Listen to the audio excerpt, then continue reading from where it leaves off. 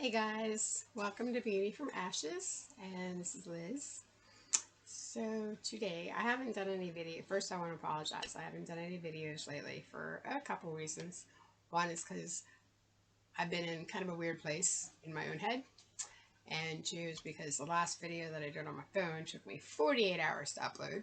So I'm trying to figure out a way to do it on the computer and directly connect it to the internet, so I'm not having to go over Wi-Fi and still try to make them black and white. It's kind of a process, and this is all a learning experience for me anyway. So I think what I want to discuss today is our minds. Um, a lot of people struggle with depression and thoughts. Thoughts that they're not good enough, or you're ugly, or too fat, or too skinny, or not good enough. Like just our minds can take us into some of the worst places possible, and once we get there, we and have a habit of staying there for quite a while. And sometimes it takes a good bit to get us out of those dark places. So, one of the things I want to discuss is a way for it might not work for everybody, it did for me, but kind of like different ideas to give you kind of a clue as to how to retrain your mind. So, like, our minds are like computers, uh, they have been programmed throughout our lives by different scenarios, different things happening to think a certain way. And those thoughts are called our core thoughts or core beliefs. So, like, take me for instance, I was bullied in school, always told I was ugly, I always told I wasn't worth anything, blah, blah, blah, blah. So, my core beliefs are that I'm not good enough, that I'm ugly, and that I'm worthless. So, um, so this is kind of an idea to retrain your mind into feeling and thinking, or well, thinking a different way.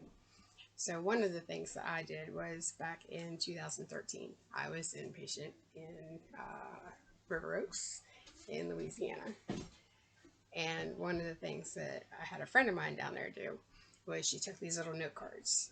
And on every note card, she put a positive affirmation. And then she like decorated them and designed them and everything. It was really cool. And then when she went home, she took them and she hung them up all over her house. So she would have one like into every entryway to the doorway. She'd put notes on the mirrors. She'd put notes on her cabinets. So I took that and I was like, I wonder if that'll actually work. Because see, your mind, when you are constantly seeing something, the more you see it, the more you read it, the more your mind starts believing it. Just like that's why a lot of times the kids are bullied or abused or whatever. The more that you hear something, then it gets ingrained in your mind, and then that's what makes it become a core belief. So the only way to retrain those beliefs is to retrain your mind, reprogram your mind. So back to this whole note card thing. So anyway, what I did is me and her set up. Her name is Julie. Me and her set up, and we was making the note cards together. Now, I had an issue with it because some of them, like she was putting "I am beautiful" or this I statements are what you want to use. Um, but I had a hard time with that because I would put "I am beautiful" on the card, and then I'd look at it, I'm like, I don't see that. I don't believe that. So to me, like that was a lie. So I really couldn't put it on the card. So I was discussing it with one of my therapists, and she's like, "Well, Liz," she said, "why don't you reword it into a different way to make it be a little bit more believable for you?" And I was like, "What do you mean?" And she's like, "Well," she said, "okay, so instead of saying I am beautiful, why don't you say I have the potential to be beautiful?" So then I know that that's more of a truth to me in my mind than what just saying I am beautiful was. So I was like, okay. So that's kind of how I did it. And I had, crap, I probably had like 30 of them hanging in my house. I had one on every cabinet, the entry to every room. So every door had one on them. In the bathroom, I had dry erase markers that I wrote on the mirrors. And the good thing about that was not only was I reading these every day, but my kids were also reading them and my husband was reading them. So it affected everybody. You know, the more you see that positivity and the more you're reading that, the more in your face it gets and it becomes more real. So then you start actually believing it. So I ended up going from, not thinking that I was worth two craps and thinking, Maisie, quit. My dog wants in. But not thinking that I was worth anything, and to believing that my life was just meant for, you know, to be abused one way or another, because that's all I ever knew. Um, and that's all that ever seemed to be that to happen. Um, but I went from believing the way that I used to believe and to thinking differently. So now I look in the mirror and I don't see a disgusting looking person. I don't see somebody that has no worth. I don't see somebody that has no value. I see somebody that has value and has worth, and I am beautiful, and not just because of looks, but because of who I am inside. And so I'm just basically saying that, if you're struggling with your self-image, if you're struggling with, um, your core beliefs and your thoughts about yourself and who you are and what you mean to people and what you mean to yourself, then try reprogramming your mind into thinking differently. It takes a lot of time. It takes a lot of effort and it takes a lot of work, but it's also possible. It is possible to go from the point where you think you're absolutely nothing, where you think you're absolutely a piece of crap and you're worthless and you would be better off dead, to believing that, you're looking forward to every new day and you're embracing every new day. You know, it's kind of awesome, but it is possible. So, sorry, I have my Pepsi. But, you know, a lot of times we all have demons and we all have darkness. And I know I said this in my last video, but I believe that it's really, really important, is that, we have to, as I guess I shouldn't say half, but we need to learn to accept the feelings and the thoughts that are coming into our minds as being just that, simply thoughts, feelings, nothing more, nothing less. It doesn't mean that they're right. It doesn't mean that they're wrong. It just means they're your thoughts. And you have every right to feel and think what you do. It's just a matter of what you do with those thoughts. It's a matter of how you react,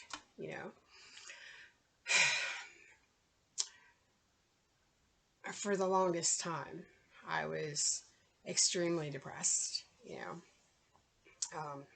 I would wake up every day just dreading the day, not want to live, uh, not want to fight, and I wasn't living, and I wasn't fighting. I was just letting life do me. I wasn't living my life, and now I'm through, the things that I have learned through the many, many impatience days.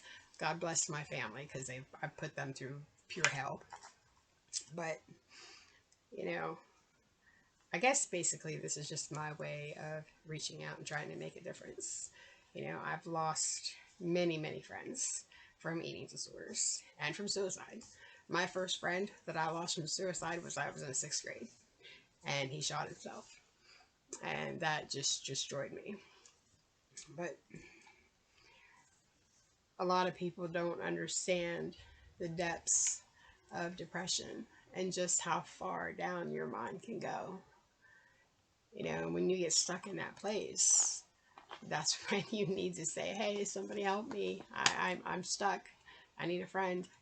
And when you feel like you have no one, when you feel like, there is nobody that you can turn to, nobody that you can trust, there's always somebody. There's always somebody there. You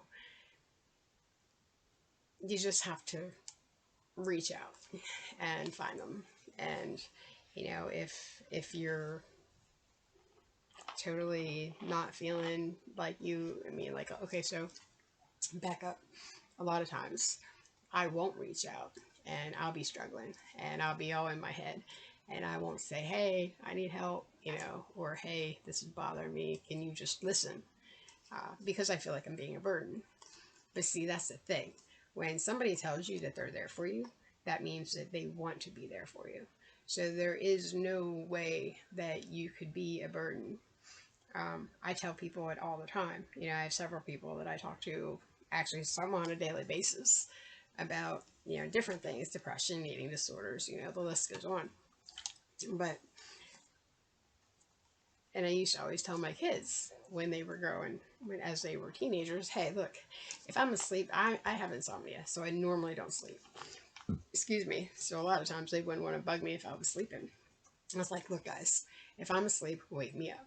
You know, if you're feeling unsafe, wake me up. I can catch up on my sleep. You're more important than my sleep is. So, and you guys are the same way. You guys are more important than your stability, however you want to put it. You are important and you are worth somebody's time. God made you. He doesn't make trash, So, um, and that's another thing I want to talk about too is, the self-harm. Uh, when I was, oh, well, I was in my teens whenever I think I was actually 12 when I first started cutting myself. And I would always wear the long sleeve shirts and hide it, that way mom and dad would never see it. Then I soon learned that, if I slept on a heating pad, I could burn my back. So I started doing that. Um, I would take safety pins to school and stick myself during the day just to feel that.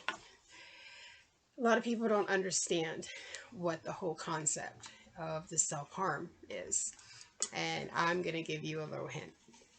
So, and it's a little different from person to person, but basically it's still the same. Now, for me personally, I've had a lot of trauma in my life. I mean, a lot. And I felt like I had a big sign on my head that said, rape me or, whatever, because it seemed to always happen. So I have a lot of internal pain, like, stuff that nobody sees.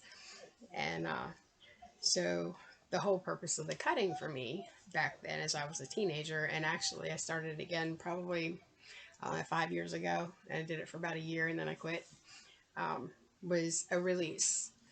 So what a lot of people don't get and what a lot of people don't understand is when you have somebody that cuts or bangs their head against the walls or any burns themselves, any of that type of self-harmful behavior, it's a release. So basically it's like they have all this pain inside built up and they're desperately wanting to let it out. So when you physically cut yourself or physically injure yourself, you feel it. It puts a physical sensation and something you can visually see to that internal pain that you have. And it makes it make a little bit more sense. And then it's a relief. The problem with this, that, and I'm going to share something here in a minute, but the problem with this is that it's a cycle. So just like, drugs, people turn to drugs to escape pain, to escape what they're feeling. Well, the problem with that is after that initial feeling is felt and everything is fine, eventually you have all that pain built back up inside. So you feel like you have to do something again to release it. That's the problem. So there's a lot of times, I love my hot tub baths. Um, but there's a lot of times that I have to be really careful because I still have a lot of dark thoughts. I'm nowhere near, there yet, but I'm on my way.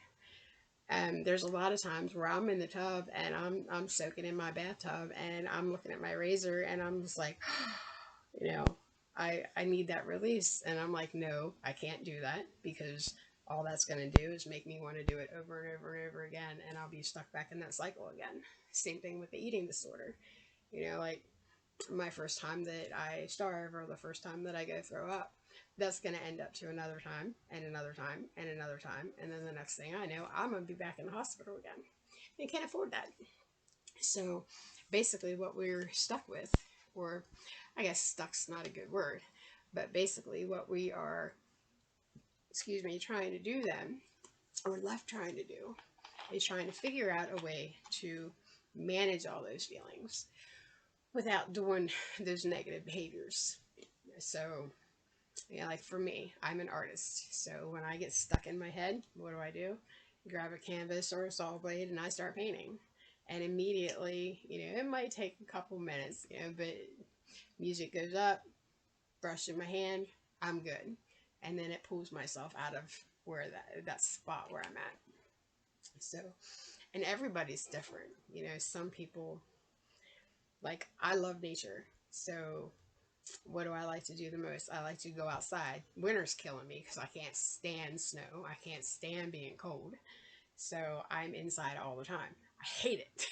I guess that's why I'm painting so much. But so I guess basically another thing I'm trying to say is that just there are things that you can do to get yourself out of those holes. Um, you know, there's so many coping skills that you could use. It's not even funny. Like one that I like is the uh, awareness, mindfulness.